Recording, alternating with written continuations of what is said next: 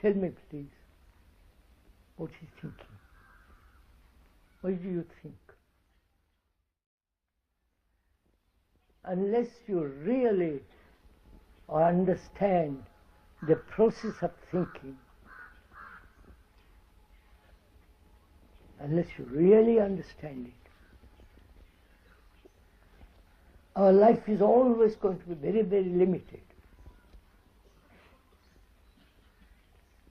So we must very deeply, seriously, as a physicist, as a scientist examines, we must examine very, very, very closely this whole process of thinking, which shapes our life.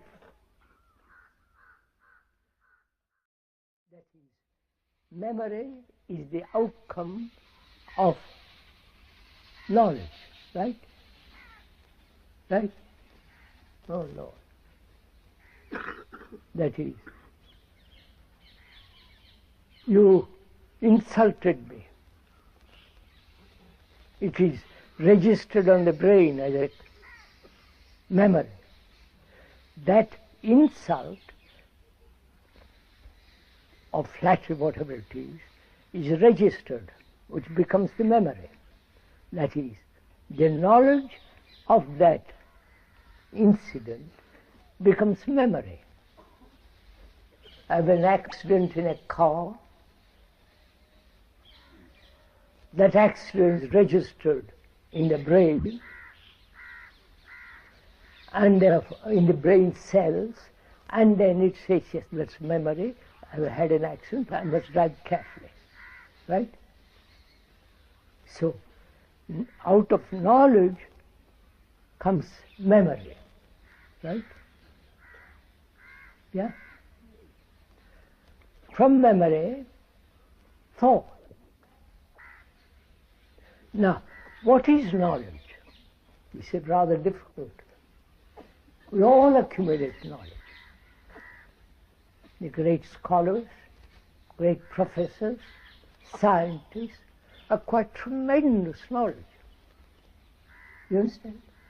So what is knowledge? How does it come about to have knowledge? So, haven't you thought about all this? Looked at all this? Knowledge comes when there is experience. Right? You have an accident in a car, that becomes the accident. That's an experience, right? Right? From that experience you have knowledge. And from that knowledge you have memory. From memory you have thought. And so on. Knowledge, experience, knowledge, memory, thought. Clear? This is logical. Not my way of looking at it or your way of looking at it. So, all experience, whether it's God's experience or your experience, is limited. Yes?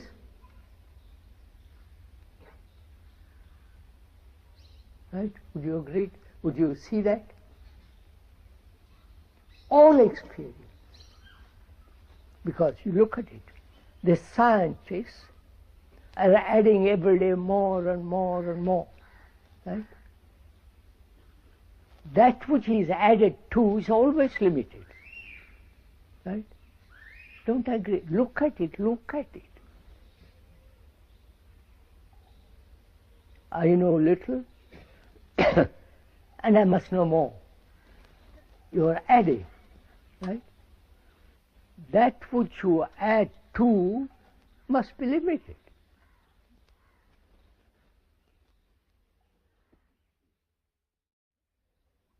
Thinking being limited, we have reduced the whole universe into a very small affair. You understand? We made our life into such a small affair. I think I must be this, I must not be that, I must have power, I mustn't. You follow? We have reduced the enormous quality of life into a very small, petty little affair. Right? So, is it possible to be free of thought? Apart from your profession, apart from your name, or put it the other way, are you your name? Are you your profession? Or are you part of the community? Or are you part of the tradition? Hindu. That's a tradition, a name. So, what are you? Don't repeat what Gita says, Upanishad says, or somebody says. That's futile. Actual, what are you?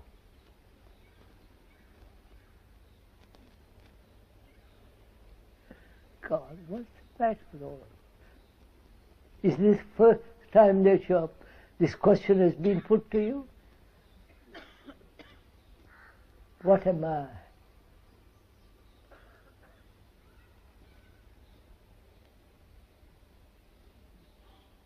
Aren't you fear? Aren't you your name? Aren't you your body?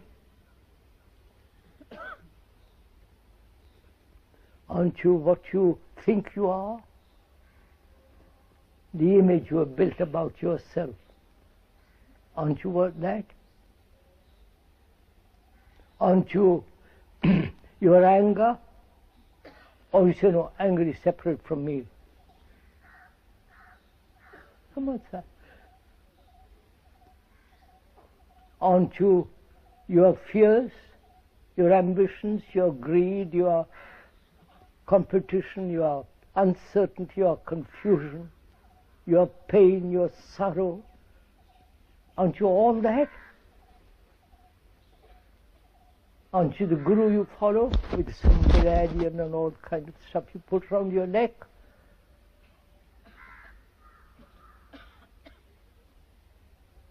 So when you identify yourself with that, that's your fear, your pleasure, your pain, your sorrow, your affection, your rudeness, all that. Aren't you all that? Or are you something high up?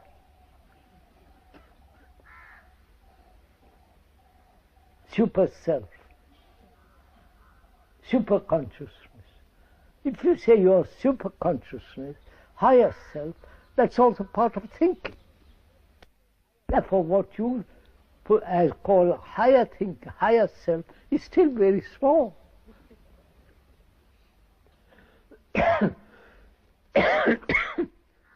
So what am I? Have you seen the facts of the world? Which is you. The world is you. Have you seen the facts of all that? Or are they all ideas? There is a difference between fact and idea. The idea is never the fact. The microphone, this thing in front of the speaker,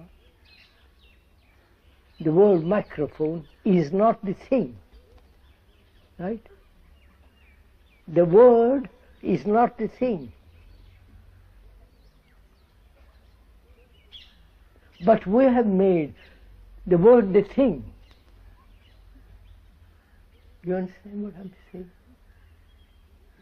So, the Hindu is not you. The word is not you. You are the fact, not the word. I want to see all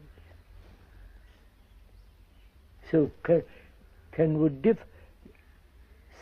see the word and see the word is not the thing.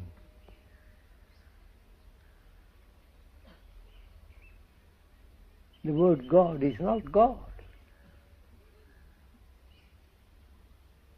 The word is different totally from the reality, right? So we are most respectfully asking, what have you learned this morning? Actually learned. So that you act. Let's say, yes, quite right, and go home and carry on.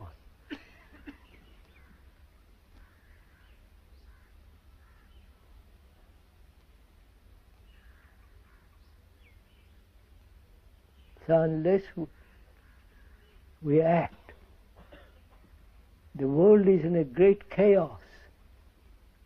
I don't know if you realize it. There is great trouble in the world, great misery. And the world is you.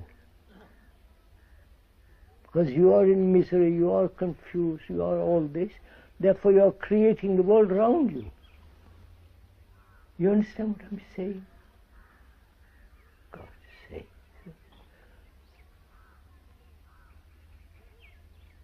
If you don't alter, the world cannot alter, change. Because the world, everywhere you go, every human being in the world goes through the same phenomenon as you are going through. Uncertain, unhappy, fearful, insecure, wanting security, trying to control, trying to say, well, that guru is better than my guru, and so on, so on. Creating wars. You understand, sir? The speaker is not an optimist or a pessimist. We are presenting you with the facts,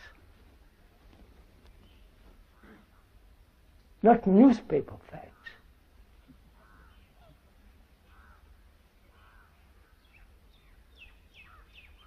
We are talking about facts of our life.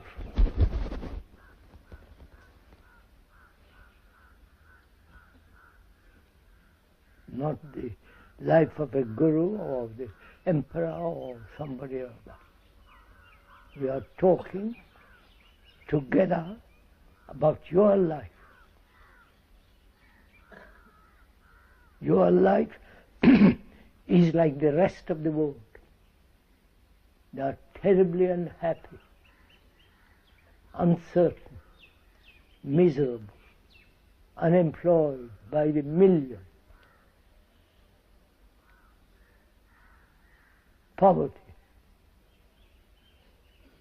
hunger, sorrow, pain, just like you. You are not different from them. You may call yourself Hindu or Muslims or Christians or what you like, but consciously, inwardly, you are like the rest of the world.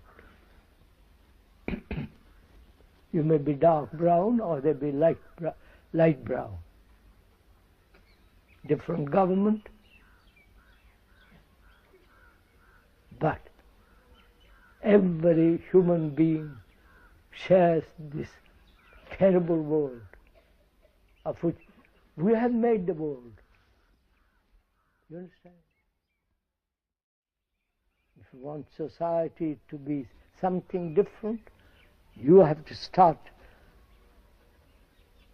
You have to bring order to your house. The house is you. All right, sirs?